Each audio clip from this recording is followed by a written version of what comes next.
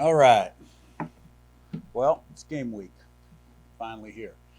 So a lot of work to be done. Obviously, before we kick off, got to have a great week of preparation, starting with today, to put ourselves in the best position, to be successful, to play our best.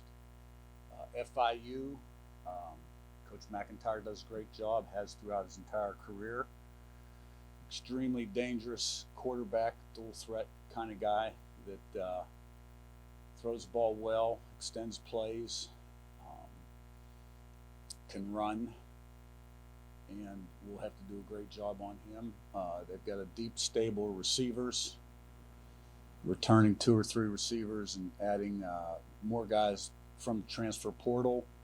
Impressed with the running backs. The guys all returned that they played last season. Experienced in the secondary at safety and corner. A leading tackler returns at linebacker. Specialists are good. Kicker, long snapper, punter, return people. So, it'll be a challenge. And we'll have to play well. And, I want to see us play fast and physical and cut out some of the, mistakes we made in the first 2 scrimmages, penalties, misassignments, things of that nature, but also play smart, disciplined, and poised. So there's a fine line there. But we do want to attack, be that kind of team, and we'll have to play well. Yeah, Curt, pretty short. Does he remind you of any quarterbacks that you coached? At JMU, any of the ones you guys had there? And how has he kind of developed as a leader? Tyson Lon was telling us he kind of brought the group together after the first scrimmage and really kind of lit a fire under them. What have you seen from him in the locker room, kind of getting the guys together? Yeah, he probably reminds me of Cole Johnson, who we had for 2 seasons. His last year with us, he had a tremendous year at about 41 touchdown passes, 4 interceptions, threw for over 4,000 yards. They're both more pocket guys, but still can gain positive yards with their legs. Really smart, heady. He's played a lot of football, respected by his teammates. He's not a real rah-rah guy on the field, which is fine. You lead kind of by example and how you do on the field, but he's got the respect of all his teammates. Curt, I guess just your philosophy as much as anything else on how you handle freshmen that you might want to see get some snaps, where you maybe set the bar for guys that you don't worry about the red shirt, where you maybe set the bar for guys where you think, let's give him a couple games and kind of see where he gets to, just how you kind of handle basically the question of whether a guy's going to red shirt, whether he's going to play and retain it, or whether you just sort of throw it off. Well, the best guys play, really. And we're a veteran team, even though we got a lot of new guys. We got a lot of seniors on this football team. So I wouldn't anticipate seeing many freshmen out there. It doesn't mean you might not see 1 or 2, but it's all based on who can help us be successful, who's ready to play winning football. So, and things change every week. So right now, going into the first game, I don't see many freshmen have a very significant role in this game. Hey, Coach. Obviously, after Nick Kidwell went down, you guys have had a competition there in O-line, not just because of him, but overall, just kind of with, not naming names, but just where are you guys at with that competition? How do you feel about the 5 guys right now that look like they may be the starters? I feel good. And like I said previous, right now you're looking at Drew Evans, Bray Lynch, and Tyler Stevens. 3 guys for 2 spots, and they all can snap also. So, we'll see who we trot out there for the first series. Curt, you mentioned FIU's quarterback Keon Jenkins. What do you feel like? What do you feel like is the biggest thing that causes trouble, and what is the biggest thing that you can cause trouble for him on Saturday? Yeah, well, he's an extremely capable passer, but when he gets out of the pocket, he does a really nice job of extending plays. And even though he's a really good athlete that can tuck it and run and gain a lot of yards, he's going to look to throw first and does a nice job of finding people when he extends plays. And we got to win up front. Our defensive line, and we got to put pressure on him and keep him in the pocket, and not give him much time to throw. We got to get to him, and we need a game from our D line. Yeah, Curt, how with this first game of the season, how much do you kind of see this as an opportunity to set the tone for what this era of Indiana football will look like? I don't look at it that way. This is the opponent. I'm spending every second of my day with a sense of urgency, trying to help put us in the best position to be as good as we can be.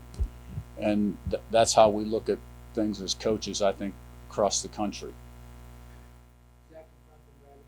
Coach, we know that you're a process-oriented guy. I'm curious what the process looks like now that it's a game week. You're away from fall camp. How do the meetings go? When does preparation start for next week's opponent? All things like that.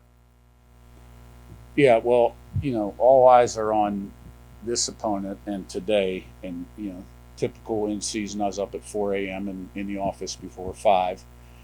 And, we'll have a light practice tonight. And then tomorrow is first and second down and punt return. And then Wednesday's third down, and Thursday's red area and goal line, 2 minute. And, the mornings and afternoons are spent preparing for those situations, and we put it all together. Hey, Coach. Yeah, Omar Cooper been mentioned as a guy, a potential breakout guy, to use the generic phrase. Those of us saw him a lot in high school, saw the potential that was there. What are things he needs to do this season to go from potential to make a few plays here and there to be maybe the breakout guy who really can be consistently an impact guy for you guys? I think he just has to take what he's done on the practice field and take it onto the game field, which I'm confident he will and can.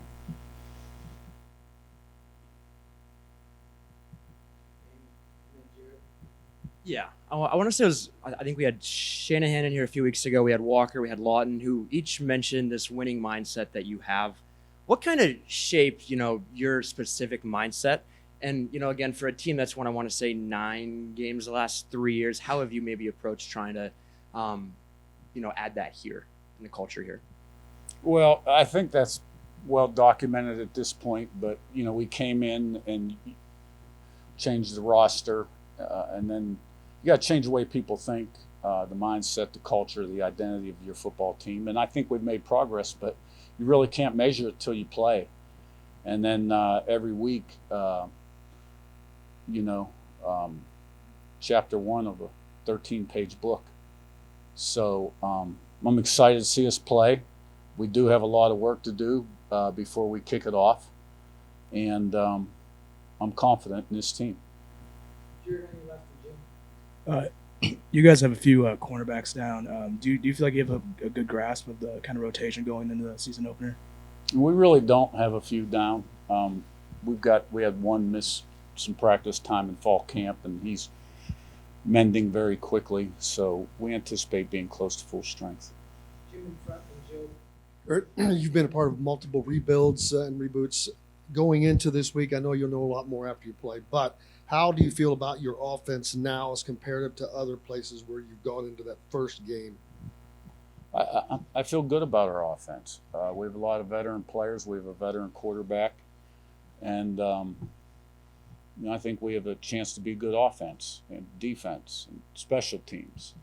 And, but as a coach, you've always got concerns too. I've never had a team I didn't have concerns about something. But my focus right now is on preparing these guys and help them be as successful as possible Saturday. And, I feel good about the pieces we have in place. We've talked before about how small the margin of error is once the season starts. What aspects through fall camp have you seen lessen that margin, and what parts do you think this week really need some work? Well, I think we were more consistent in practice as camp went on.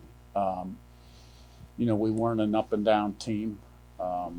We still have to more consistently get everybody doing what they're supposed to do, assignment-wise, technique-wise.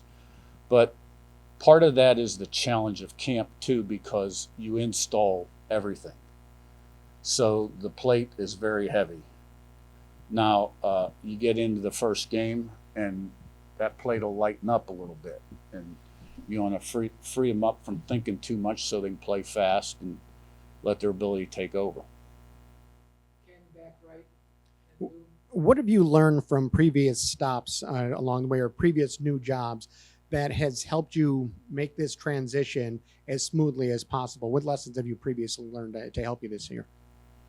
Well, I think you just, in every area that matters, leadership, recruiting, development, retention, managing staff, messaging, how to practice, game day philosophy. I think every year you do this, you get a little better. You learn lessons. So, this is my 42nd year, I think, in this business. And so there hasn't been much I haven't seen, but I'm sure something will come up one day that I haven't yet. Hey, Coach. Lou Friedman from the Seymour paper. You mentioned getting up at 4 in the morning and going to the office by 5. How late are you staying? We'll get off field tonight about 8:15. So it's a long day. Yeah. Has the pace been that way pretty much since you landed in December? You've been going about 1,000 miles an hour, it seems like. Oh yeah, and December was very much that way. But we've got some rest banked right now, coaches and players. So we should have a full tank heading into this week.